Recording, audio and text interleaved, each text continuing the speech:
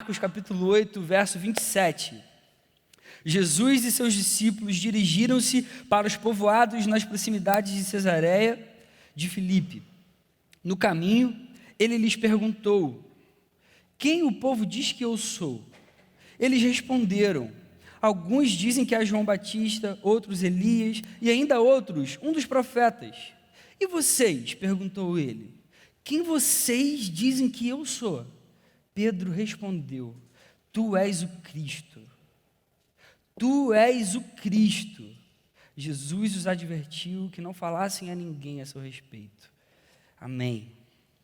Suponha que você estivesse numa entrevista de emprego, você está nervoso, você pensou nessa entrevista, você tentou se preparar ao máximo, você tentou pensar o que iam te perguntar, como que seria, você tentou planejar cada momento, cada passo ali daquela situação, você dormiu mal na noite anterior, e aí de repente você chega lá, naquele lugar, naquela hora que você estava esperando, naquela hora que você estava morrendo de expectativa, e aí você senta, e aí tem aquela recrutadora na sua frente, e ela olha o teu currículo, ela já viu 1 milhão de currículos na vida antes, e ela de repente pergunta: quem é você?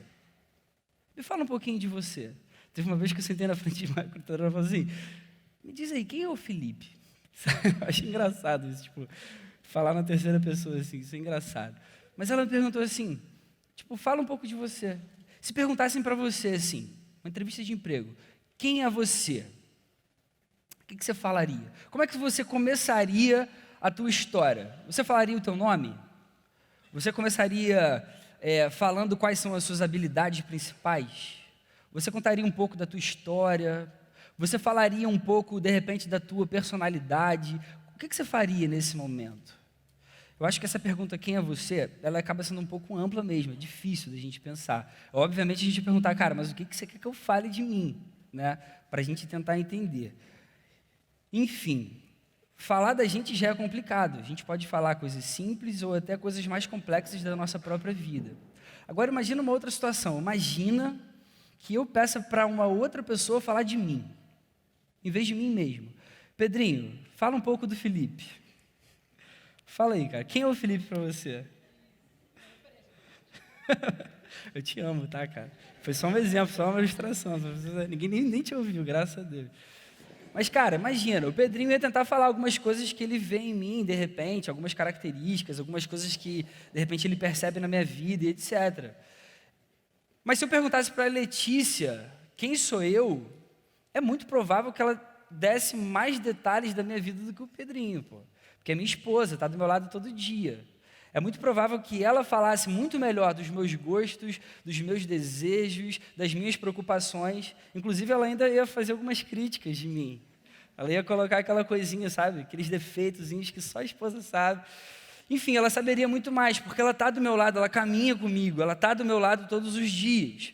Quanto mais perto a gente está de alguém, quanto mais perto a gente vive, quanto mais perto a gente caminha com alguém, mais a gente conhece sobre aquela pessoa. Esse texto que a gente leu vai mostrar para a gente uma situação exatamente assim. Qual era o contexto desse texto? Jesus está com os seus discípulos mais chegados. Jesus já tinha feito vários milagres na frente deles. Jesus já tinha ensinado muitas coisas que mudaram a forma deles de pensar, de agir. Jesus caminhava com esses discípulos. E aqui é um texto que mostra para a gente uma conversa um pouco já no final do ministério de Jesus. Logo depois desse episódio, inclusive, desse trecho que a gente leu, logo depois disso, de Jesus fazer essa pergunta, de Pedro dar essa resposta para Jesus, Jesus vai falar pela primeira vez para eles a respeito da sua morte e da sua ressurreição. Até então, os discípulos de Jesus que caminhavam com ele, que estavam com ele lado a lado todos os dias, pensavam que Jesus seria aquele Messias glorioso, aquele Messias salvador, cheio de autoridade, que reinaria, um reino físico mesmo, que restauraria Israel, que talvez liderasse o povo para sair do domínio do Império Romano naquele tempo.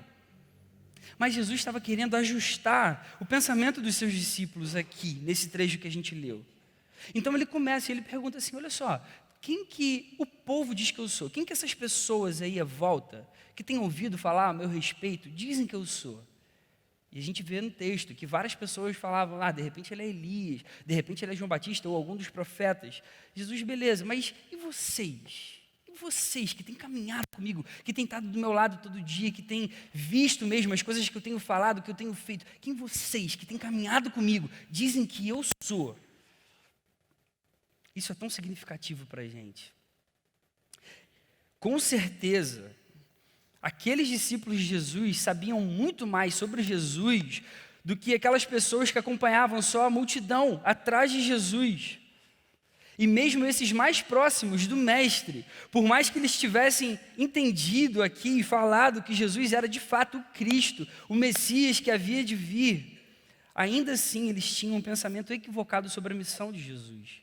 Jesus queria que eles entendessem que ele era realmente o Cristo, o Messias, mas não da forma que eles pensavam de fato. Qual é a principal pergunta que esse texto vai responder para a gente?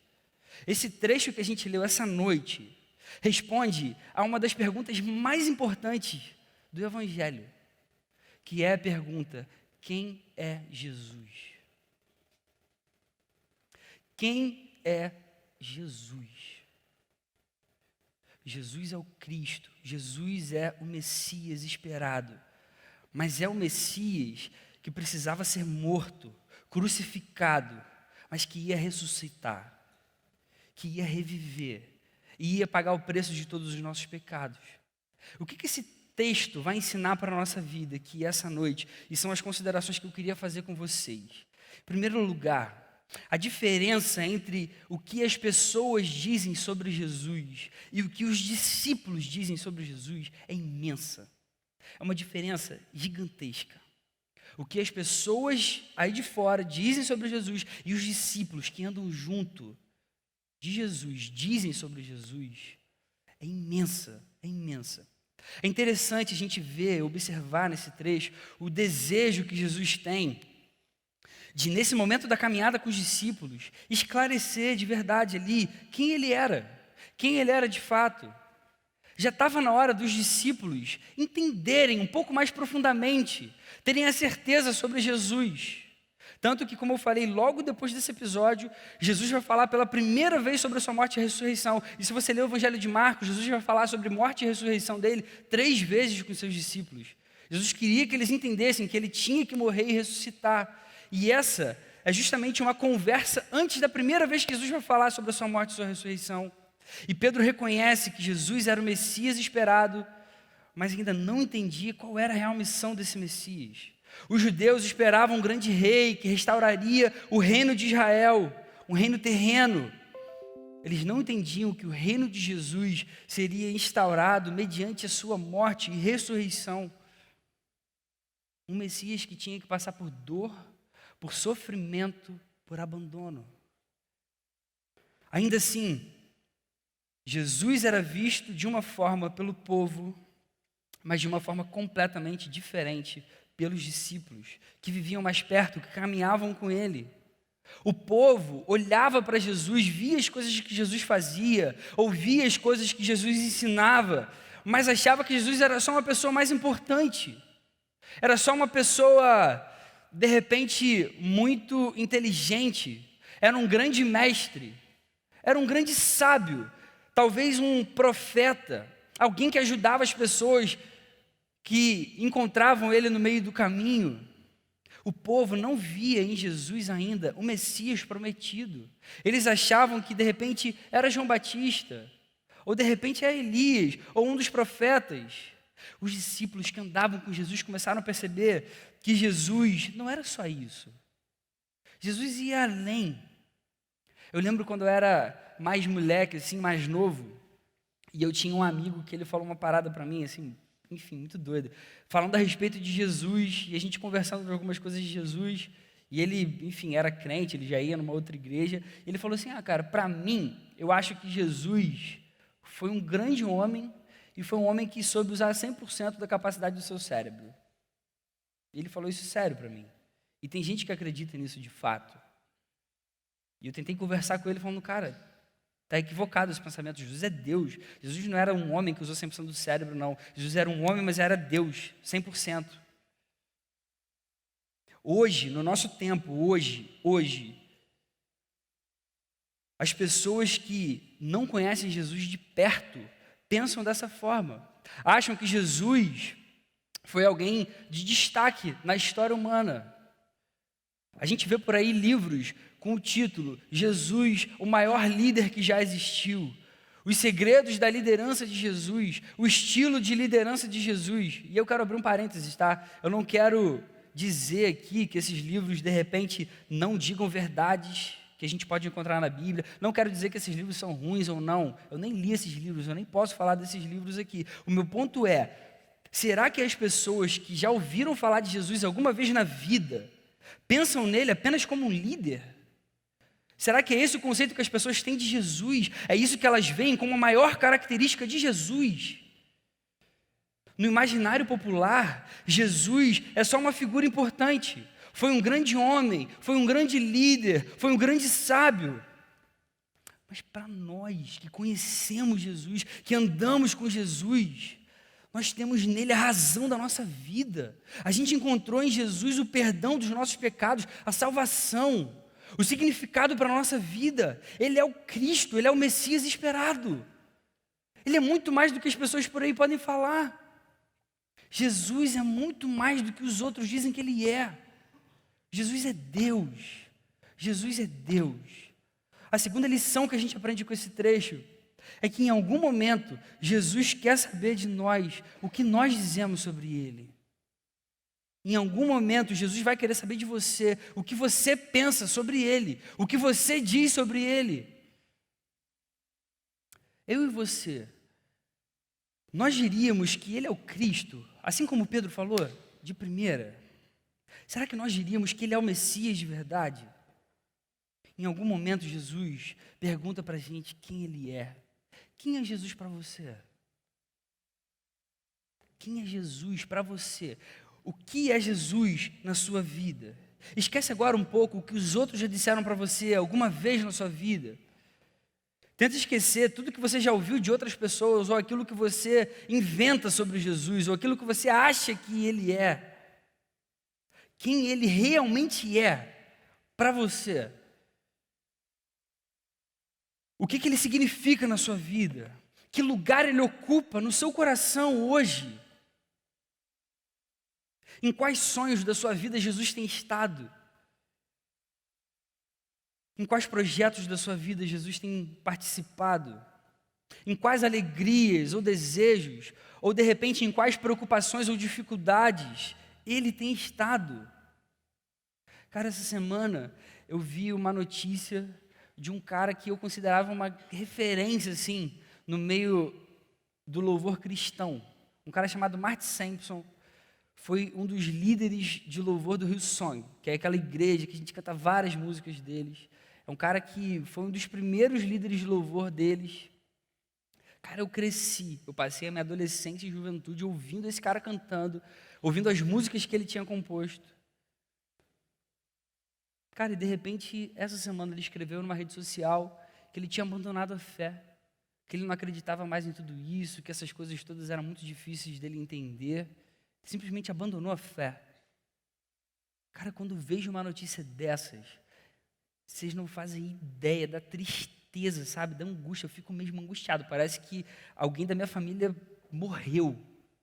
Se eu puder, de repente, chegar aí a um sentimento perto do que eu sinto. Cara, como que alguém conhece Jesus? Como que alguém algum dia ouviu falar da beleza do Evangelho, da verdade do Evangelho, e de repente simplesmente fala que isso não faz mais sentido? Eu fico triste demais. E a pergunta que vem ao meu coração é, cara, será que ele ou ela, será que essa pessoa conheceu o verdadeiro Jesus? O Jesus que salva realmente, o Jesus que perdoa pecados, o Jesus que dá para a gente dignidade verdadeira, o Jesus que ama a gente apesar de nós. Será que eles conheceram esse Jesus? Que tipo de evangelho eles ouviram e creram algum dia na vida deles? Eu acredito que muito da dificuldade que as pessoas têm na caminhada tem a ver com o entendimento errado a respeito de quem nós somos diante de Jesus. Se a gente tivesse a real noção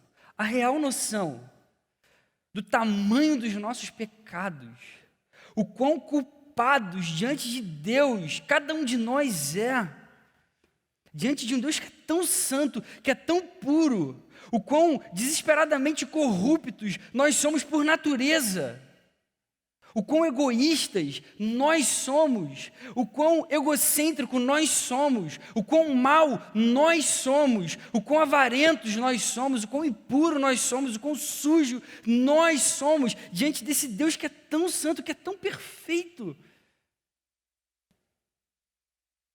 E qualquer um de nós se encontra nessa condição, se não for pela graça transformadora de Jesus, que nos chama, como a gente acabou de cantar aqui agora, e perdoa os nossos pecados e nos torna justificados diante de Deus. E eu falo isso com certeza porque é a palavra que me ensina sobre essa verdade, que todos nós nascemos totalmente, desesperadamente corruptos, totalmente distantes desse Deus que é tão santo, que é tão perfeito. Se a gente pudesse pegar qualquer pessoa aqui, pegar todos os pensamentos de qualquer um que está aqui essa noite, o meu, e se a gente pudesse de repente projetar aqui essa noite, qualquer um aqui ia corar de vergonha diante de todos os próprios pensamentos. Essa é a importância de Jesus e do seu sacrifício por amor a nós, por amor a cada um de nós, para perdoar cada pecado, para justificar a nossa vida, que é tão suja assim, diante desse Deus que é tão santo e maravilhoso. Esse é Jesus.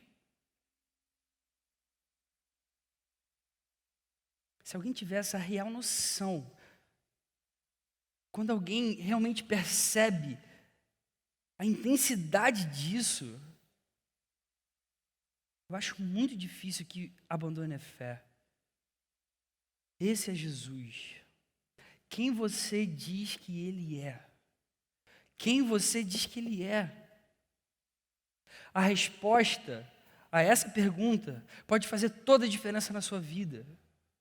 A resposta que você dá a essa pergunta sobre quem Jesus é para você pode dizer qual é a sua cosmovisão, pode dizer qual é o tamanho da sua fé, pode dizer o objeto real do seu amor, e até mesmo se você é salvo ou não. Em algum momento da nossa vida, Jesus vai querer saber essa resposta. Para os discípulos, só tem uma resposta possível: Tu és o Cristo, Tu és o Cristo, o Filho do Deus vivo. Jesus é o Cristo, aquele que viria para salvar cada um de nós, a única esperança que a gente tinha, o Filho de Deus. E você, quem você diz que Ele é? Quem Jesus é na sua vida? E a terceira lição que esse texto traz para a gente é que só o discípulo verdadeiro reconhece essa verdade, que Jesus é o Cristo.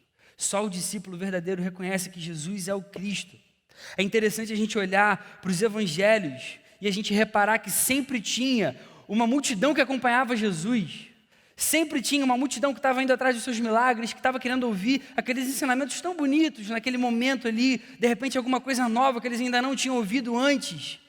Muitos viram os milagres que Jesus tinha feito, muitos aprenderam os seus ensinamentos, muitos viram ele sendo duro com os fariseus, com os mestres da lei naquele tempo. Ainda assim, muitos diriam: ele é Elias, ele é João Batista, de repente ele é um profeta. Percebe a intensidade disso aqui para a gente? Poucos àquela altura diriam: você é o Cristo, o Filho do Deus vivo. Quando a gente lê esse mesmo relato, agora contado por Mateus, lá no capítulo 16, verso 17, ele dá um pouco mais de detalhe. E aí Jesus vai dizer para Pedro que o Pai é quem tinha revelado essa verdade a Pedro.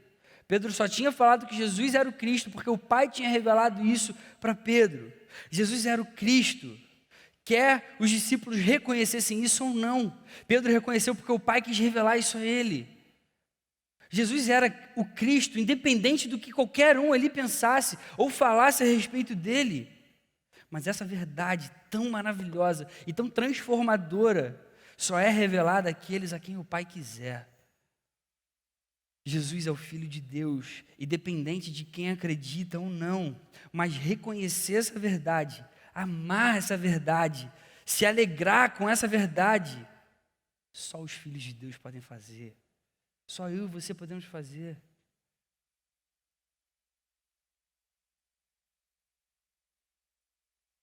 Quando eu olho para uma pessoa assim que eu acho que parece com outra pessoa, eu tenho essa mania assim, de sempre falar para ele assim, falar, cara, que aquele cara ali é parecidão com fulano e tal. Existem pessoas que realmente são fisicamente parecidas com outras. Uma vez já me confundiram com um amigo de um cara chegou para mim, e aí, e tal. Quando ele me viu assim, ele viu que não era o cara que ele estava achando, ele ficou sem graça, pediu desculpa, assim. Engraçado isso. Jesus, ele podia ser confundido assim com outros, como alguns podiam pensar, pô, de repente ele é Elias que voltou, de repente ele é João Batista. Tudo que ele ensina é tão parecido, eles falam mais ou menos a mesma linguagem. Nem todos reconhecem que Jesus é Deus de fato. Nem todos reconhecem que Jesus é Deus. Nós que amamos Jesus, nós não apenas cremos nisso, como essa é a alegria maior do nosso coração. E precisa ser. Pedro reconheceu essa verdade pela revelação dada pelo Pai. Só o discípulo verdadeiro reconhece que Jesus é o Cristo. Só o discípulo verdadeiro vai reconhecer. O que a gente viu aqui essa noite, de ensinamento que o texto dá para a gente? Em primeiro lugar, é que a diferença entre os que dizem, as pessoas que dizem sobre Jesus e o que os discípulos dizem sobre Jesus é muito grande. É uma diferença absurda. Em segundo lugar, em algum momento Jesus vai querer saber de nós o que nós dizemos que Ele é. Em terceiro lugar, só o discípulo verdadeiro reconhece que Jesus é o Cristo. Então, quais são as aplicações disso para a nossa vida? O que isso muda para mim? O que eu vou fazer, então, diante de tudo isso? Em primeiro lugar, eu e você precisamos analisar os nossos pensamentos. A gente precisa analisar um pouco, refletir sobre as nossas crenças, sobre quem Jesus é para nós. E de forma individual, cada um de nós precisa parar e refletir o que Jesus é para mim de verdade. Em algum momento a gente tem que parar e fazer essa reflexão, porque Jesus não é só alguém importante na história da humanidade. Jesus é a razão da gente viver e da gente estar aqui essa noite. Jesus é tudo. Jesus é tudo. E se Jesus é o Cristo realmente, e deu a sua vida numa cruz por mim, por você, e ressuscitou por cada um de nós, então a gente deve toda a nossa vida a Ele. Toda a nossa vida a Ele. Tudo o que a gente faz tem que ser para Ele, precisa ser para Ele, com toda a gratidão do nosso coração, pelo que Ele é de fato. Nós precisamos refletir o que Jesus é para mim. Quem Jesus é para mim? Se Jesus não tem sido a maior alegria da nossa vida, a gente precisa pedir perdão. E a gente precisa pedir que Ele ajude a gente a mudar a nossa visão sobre isso. Se a gente não tem acordado querendo fazer tudo para a sua glória, a gente precisa pedir perdão e precisa pedir que Ele nos ajude nessa caminhada. Jesus é muito mais do que os outros dizem que Ele é. Jesus é o Cristo, Ele é Deus. A segunda aplicação para a nossa vida, a gente precisa estar pronto e convicto a responder a pergunta sobre quem Jesus é para nós. A gente precisa ter convicção no nosso coração, a gente precisa estar pronto. Se alguém perguntar quem Jesus é, se o próprio Jesus perguntar quem eu sou, qual vai ser a nossa resposta? Tem um amigo aqui da igreja muito querido, um cara muito amado, um cara que ama Jesus, um cara que tem pregado para muita gente o evangelho, tem falado de Jesus por onde ele vai. E uma vez ele estava falando para mim que ele, numa conversa com alguns amigos dele, os amigos chegaram para ele e falaram assim, fulano,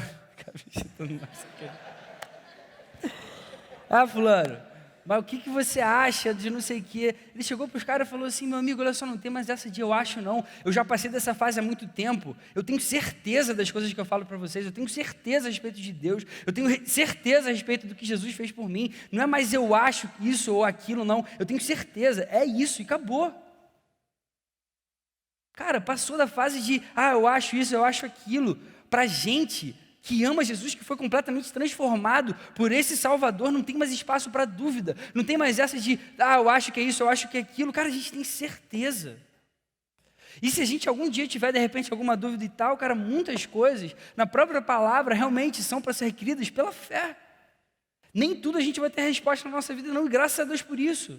Nem tudo a gente tem que compreender da melhor forma possível. Eu estou no seminário e, cara, tem um monte de coisa que eu estou mudando a minha visão, assim, mudando no bom sentido. Um monte de texto que eu não sabia qual era o contexto dele. Cara, glória a Deus, mas isso não mudou a minha fé, o meu amor por Jesus, pelo contrário, só tem aumentado.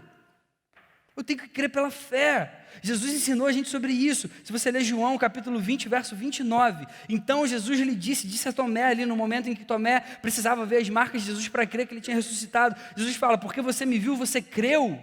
Felizes os que não viram e creram.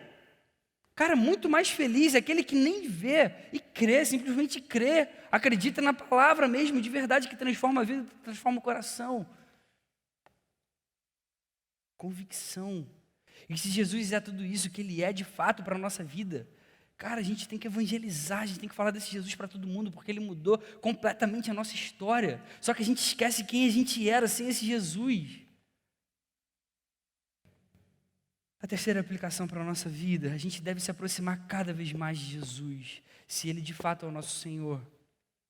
É o Pai quem revela quem Jesus é por meio do Espírito Santo. A gente vê isso no texto, a própria palavra. Uma vez que a gente tem Jesus como nosso Senhor, como nosso Salvador, cara, a gente tem que fazer tudo ao nosso alcance para se aproximar cada vez mais desse Jesus. A gente tem que fazer de tudo. A gente deve desejar cada vez mais ser parecidos com Ele. Nem todos reconhecem que Jesus é Deus. Nem todos. E muitas vezes, até mesmo nós, temos atitudes de incredulidade diante desse Jesus que a gente está falando aqui essa noite, que é tudo isso que a gente crê que Ele é. Jesus é o Cristo, o Filho do Deus vivo. Quanto mais perto dele a gente caminhar, mais essa verdade vai fazer sentido para o nosso coração. O que a gente tem que fazer então? A gente tem que ler a palavra todos os dias. Isso tem a ver com aquilo que a gente tem falado aqui ultimamente, de ter amor pela palavra. Eu tenho que amar tanto esse livro. Eu tenho que amar tanto cada palavra que está aqui, que traz vida para o meu coração, que transforma completamente minha forma de viver, minha forma de ser, minha forma de falar com as pessoas, de me relacionar, de acordar, de trabalhar, de estudar, de todas as coisas que você possa pensar em qualquer aspecto da sua vida. Cara, esse livro ele tem que acompanhar, a gente tem que amar, porque esse livro vai mostrar para a gente quem Jesus é. E essa é a verdade mais importante e mais maravilhosa e perfeita que eu posso te falar aqui essa noite. A gente precisa orar diariamente. A gente precisa orar, cara, mais. Eu olho para a minha vida e reconheço que eu oro muito pouco. Eu preciso orar muito mais. A gente precisa orar muito mais. Que tempos maravilhosos a gente viveu aqui, algumas semanas atrás, em que a gente orou mais. Cara, a gente ouviu testemunhos aqui para a glória de Jesus, que foram maravilhosos, que encheram o nosso coração de coragem de novo, de continuar a caminhada, de querer andar cada vez mais com esse Jesus. A gente tem que continuar orando cada vez mais e pedindo, Senhor, tem misericórdia, a gente precisa de você, fala ao nosso coração, derrama o teu Espírito sobre nós, a gente precisa de você, ilumina a nossa mente para eu entender essa palavra, para eu amar essa palavra cada vez mais com toda a minha vida. A nossa vida depende disso. Cara, a nossa vida depende disso. A nossa vida depende disso. Jesus é Deus. A gente não apenas crê nisso, mas isso é a alegria do nosso coração. E eu quero concluir. Jesus perguntou aos seus discípulos quem esses discípulos diziam que ele era. Jesus faz essa pergunta. Os discípulos, nesse momento, só tinham a profecia de que o Messias viria. Jesus estava no meio deles, revelando ali, naquele momento, a vontade do Pai, revelando naquele momento a sua missão, cumprindo aquilo que Ele veio fazer para resgatar cada um de nós. Nesse contexto, a resposta de Pedro é muito mais significativa. Se a gente imaginar que ele não tinha ainda o cânon fechado, sabe? A palavra toda revelada. Até então ele só tinha o Antigo Testamento. Olha que interessante isso. E Pedro dá essa resposta: você é o Cristo, é o Filho de Deus. Cara, só o Espírito pode revelar uma coisa dessas tão preciosa para um ser humano. Hoje, Jesus é conhecido por essa palavra que a gente tem nas nossas mãos. A gente pode saber tudo que a gente precisa saber sobre Jesus aqui. Aqui. Você consegue ver a importância da gente amar a palavra? Querido, se eu não conseguir passar isso para você, eu falhei totalmente essa noite aqui. Cara, eu falhei completamente, completamente. Se você não percebeu o quanto essa palavra é importante, cara, que Deus tenha misericórdia da minha vida. Porque eu vim para cá e eu precisava passar isso para vocês. Cara, a gente tem que amar esse livro com toda a nossa vida. Jesus é a palavra. Jesus é a palavra. E toda a palavra aponta para Jesus em toda a sua extensão, do início ao fim. E é por essa verdade que cada um de nós aqui pode ter uma alegria completa, verdadeira. É por causa dessa verdade que a gente encontra sentido na nossa vida. É por causa dessa verdade que a gente consegue ter uma paz inexplicável no nosso coração. É por causa dessa verdade que eu tenho o prazer de acordar todos os dias da minha vida para viver nesse mundo tão caído. Quem Jesus é para você? Quem vocês dizem que eu sou? Quem vocês dizem que Jesus é para vocês? O que Jesus é para você? Esse é o Evangelho. Jesus é o Cristo. Jesus é Deus. Ele se fez homem, ele morreu numa cruz no nosso lugar, ele ressuscitou e ele um dia vai voltar para buscar a sua igreja. Glória a Deus por isso. A Jesus toda a honra, a Jesus toda a glória, a Jesus todo o louvor. Ele merece toda a nossa vida. Amém, querido? Amém. Senhor, muito obrigado pela tua palavra. Muito obrigado, Jesus, por quem você é. A gente te louva com todo o nosso coração, Jesus. Recebe toda a nossa gratidão aqui, Senhor, essa noite. Obrigado, Jesus, porque você transformou completamente a nossa vida. Jesus, que você seja tudo de verdade para cada um de nós. Que você seja tudo para a gente, Jesus. Que você seja a nossa maior alegria. Que você seja nosso maior prazer nessa vida. Que a gente te ame com todo o coração. Que toda a nossa gratidão seja para você, Senhor. E se a gente tem falhado nisso, perdoa, Senhor, o nosso coração. Ajuda a gente a amar a tua palavra, Jesus. Ajuda a gente a conseguir te enxergar nessa palavra todos os dias. Ajuda a gente a ler mais a Bíblia com todo o nosso amor, com toda a nossa dedicação, com toda a nossa entrega, Jesus. Ajuda a gente a orar mais, a estar mais na tua presença, a te querer, a te desejar com toda a nossa vida, porque você é tudo, Jesus. O que seria da nossa vida sem você, Senhor? Eu te agradeço demais por ser tão bom para cada um de nós. Eu te agradeço demais por ter dado a tua vida, Jesus.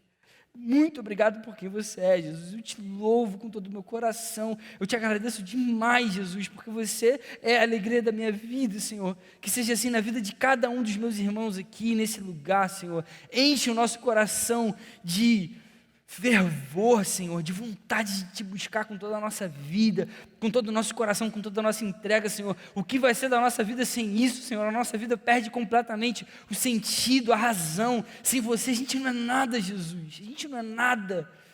Perdoa os nossos pecados e traz a gente para perto mais uma vez, essa noite aqui nesse lugar, Senhor. No nome de Jesus eu peço, Deus. Amém, Senhor. Amém.